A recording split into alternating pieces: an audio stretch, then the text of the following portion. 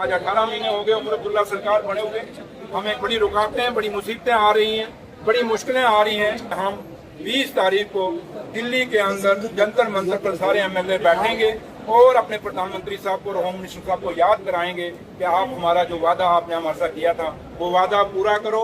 और मैं उम्मीद करता हूँ कि बीजेपी के लोग आएंगे और अगर 20 तारीख को ये वहाँ नहीं आते जंतर मंतर बीजेपी के एमएलए, तो फिर समझ लीजिए इनका चेहरा कुछ और है, हाथी के दांत खाने के कुछ और, दिखाने के कुछ और। आप सबको पता है कि जम्मू कश्मीर स्टेट के दर्जे की डिमांड जो थी, क्या कर रहा है ये हमारा डिमांड जो है ये भारतीय जनता पार्टी के लीडरों की जम्मू कश्मीर के और हमारे प्रधानमंत्री साहब और होम मिनिस्टर साहब का वादा है जम्मू कश्मीर के लोगों। उन्होंने यही वादा किया था कि इलेक्शनों के बाद हम स्टेट का दर्जा बहाल कर देंगे, लेकिन आज 18 महीने हो गए उमर अब्दुल्ला सरकार बने हुए, हमें बड़ी रुकावटें, बड़ी मुसीबतें आ रही हैं, बड़ी मुश्किलें आ रही हैं। इसलिए हमने वेट किया कि ये स्टेट का दर्जा बहाल करेंगे। जब नहीं किया तो हमने फैसला किया है कि हम 20 तारीख को दिल्ली के अंदर जंतर मंतर पर सारे एमएलए बैठेंगे और अपने प्रधानमंत्री साहब को और होम मिनिस्टर साहब को याद कराएंगे कि आप हमारा जो वादा आपने हमारे साथ किया था वो वादा पूरा करो।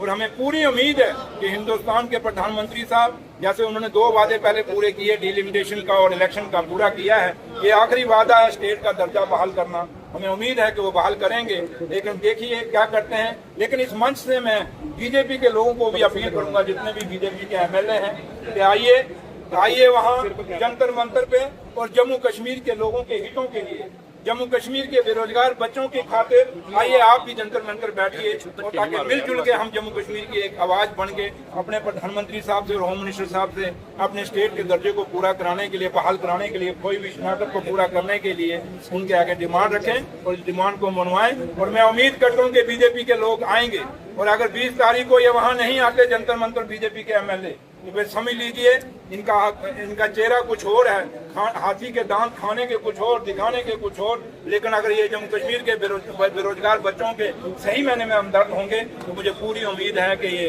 जंतर मंतर पे आएंगे और हमारे साथ बैठेंगे। हमारी जो मुश्किलें, मुसीबतें, जो डिमांड्स हैं वो जम्मू कश्मीर की एज पर स्टेट है, लेकिन जब हमें फंडिंग आती है, आप पढ़े लिखे जर्नलिस्ट हैं, बड़े सीनियर जर्नलिस्ट हैं और आप लोग जानते हैं, लेकिन जो पैसा हमें आ रहा है वो यूटी के मुताबिक। यूटी क्या है? जैसे लद्दाख यूटी है, उसको भी उतना पैसा मिलेगा जितना हमें मिलेगा। और उसके पास 2 डिस्ट्रिक्ट हैं, तो हमारे पास कितने डिस्ट्रिक्ट हैं और इलाका कितना बड़ा है। उसी तरीके से अगर चंडीगढ़ देखा जाए, एक छोटी सी यूटी है, जितना पैसा उनको मिलेगा उतना ही हमें मिलेगा। ऐसे ही देश में बाकी जो यूटी, बड़ी छोटी छोटी यूटी हैं, जिनकी पॉपुलेशन कम है, इलाका कम है, जरूरतें कम है, उनके बराबर हमें जब हिस्सेदारी मिलेगी तो मुझे बताएं कैसे हम रोजगार देंगे, कैसे हम लोगों को, डेली वेजरों को पक्का करेंगे। बड़ी मुश्किलें आ रही हैं। यहाँ जो मुलाजम हमारे पक्के हैं उनको भी सैलरी देना पीछे मुश्किल हो गया था। हम शुक्रगुजार हैं कि पीछे हमें दिल्ली गवर्नमेंट ने 5000 करोड़ रुपया दिया जिससे हम मुलाजमों की सैलरी दे पाए। इसलिए आज स्टेट का दर्जा, ये जो हमारी डिमांड्स हैं, उन डिमांड्स के लिए हमें जरूरी है। और जो सरकार जो है फिर खुल के फैसले ले सकती है, फिर सरकार अपने फैसले ले सकती है, फिर हम अपने किसी पे डिपेंड नहीं होंगे, हम अपने आप में फैसले लेने के लिए तैयार हो जाएंगे। इसलिए हम स्टेट के दर्जे की बहाली की बात